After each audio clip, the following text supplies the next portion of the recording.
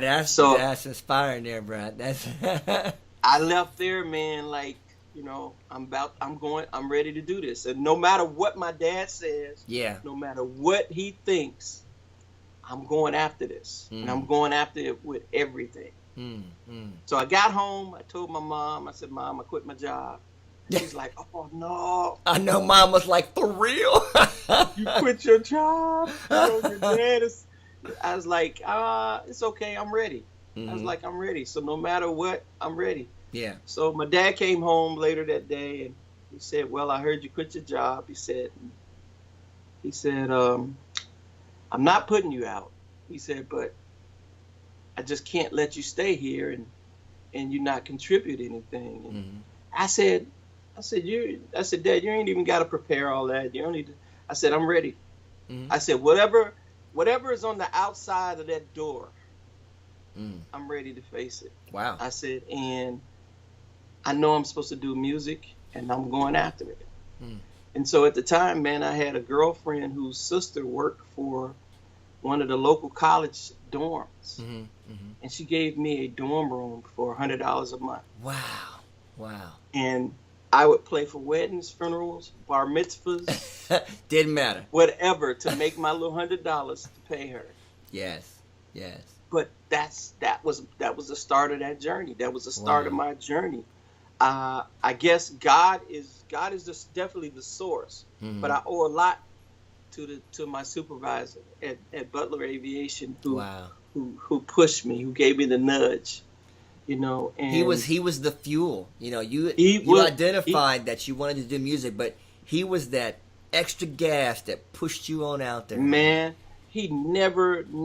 I'm talking about. I would play this keyboard so much, I know it had to bother people. Wow. He would never say anything.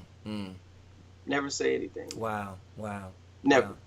And here you are, grinding it out. You're playing for bar mitzvahs. You playing for weddings. You doing your homework. You trying to figure out how this is gonna work.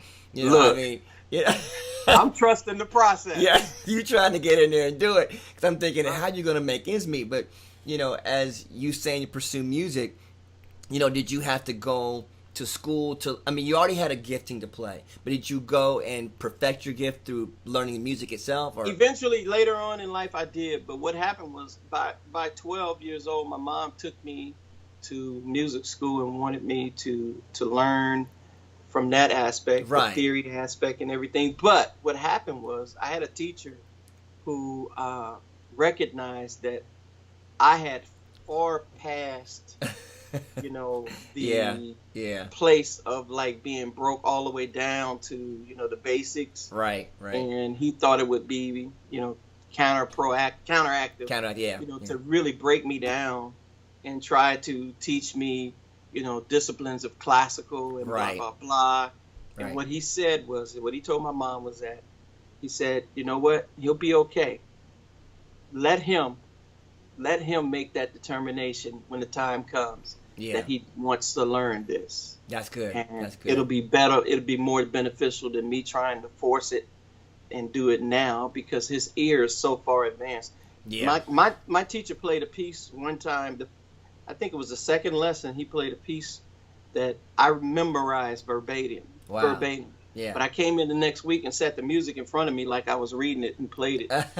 And when I got done playing it, he did this. He said that was the best improvisation I've ever heard of that piece. Yeah. Because I had embellished it. And, but the thing is hearing what and being able to play back what I heard. That was nothing for me. Wow. That was really.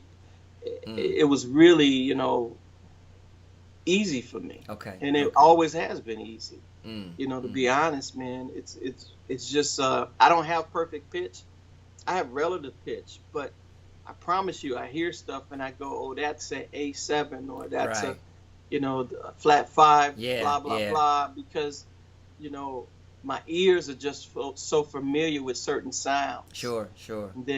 And then I correlate those sounds to colors too. Yeah. So it's that whole thing. That's awesome, man. That's awesome. Yeah. Well, let me circumvent back around, because I feel like you introduced the story that you were going to be a musician no matter what, and your fuel was that person telling you, man, you know, what are you doing here? You need to go do this thing. You're already doing it. Let's get out of here and do this thing. So, you know, you get out, you start doing your homework, you start grinding, you start playing everywhere you can. Was there a time when you failed and you thought, this isn't it? Is there a time that came about? Because every great successful person I've met has failed somewhere and thought, oh. I mean, there were failures. There were failures, but never failures that caused me to say it's not going to happen. Okay, see, there you go. And you learn from those failures, right? Yeah, I mean, I took them. I took what I could from them, and I applied what I needed to apply, so I wouldn't have to repeat them. And you know, challenges are not meant to reveal your weaknesses. They're meant to strengthen them. You know, so for me, I kind of learned that failing was part of succeeding. You know, it was like, in order for me to succeed, I gotta fail. Wow. Yeah. I need to fail. I need to fail, because there's something in failing that causes me to become sensitive to the place that I'm trying to be, the place that I'm trying to go to. And so I need to fail. I need that feeling of it. Okay. So I don't repeat it. Yes. So I always acknowledge the fact, man, that you got to see failure for the fruit it really bears. Because there's some fruit that comes from failure. Yes, indeed. Yes, and everybody thinks it's just, man, it's just to expose my weaknesses. It's to expose an error or something that I'm not good at. And that may be part of it, but that's not the intent. The intent is to make you better. Yes. The intent is to equip you, you know, for where you're headed, for where you're going, not for where you're at. Nice. You know, because if that was the intent, then you would remain in that place. Yes. You know? And there would never be a need or a desire for you to not fail or to go somewhere else. You know. Yeah. So I always say failure is it's a part of the process. Wow. It's a part of success as well. Yeah. And to know that you've had some highs and lows in your life. I'm sure you've been through many things. Oh yeah. Yeah. If you fast forward now, you were that college kid living in the dorm, then you expanded to become a great songwriter, producer. Tell me a little bit about that time frame of your life. You reached that impossible to do it. You were making money as a musician. I was failing it and didn't know I was failing, Derek. Honestly, I was failing it and didn't know it. Wow. And the reason why I didn't know it is because my expectations were, I don't want to say they were low, but my expectations were, I'm just gonna be a good musician. I'm gonna be a great musician. Yeah. I'm gonna do this. Yeah. And so, even when I failed, I didn't look at it like that. Okay. You know, there were some lows. Yeah, there were some lows. There were some times the phone didn't ring. Yeah. There were some times, man, where I hungered for an opportunity to do certain things. Sure. And I felt like others were getting in front of me. Oh yeah.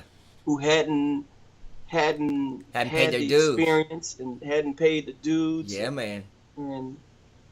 But what I learned was that the important part for me was to stay the course. Yes. No matter what I was handed, I had to stay the course. Yeah. And whether in feast or famine, you know, I had to stay the course. Yeah, there was some crackers and Vienna sausage days. Come on, PB&J. PB&J in a minute.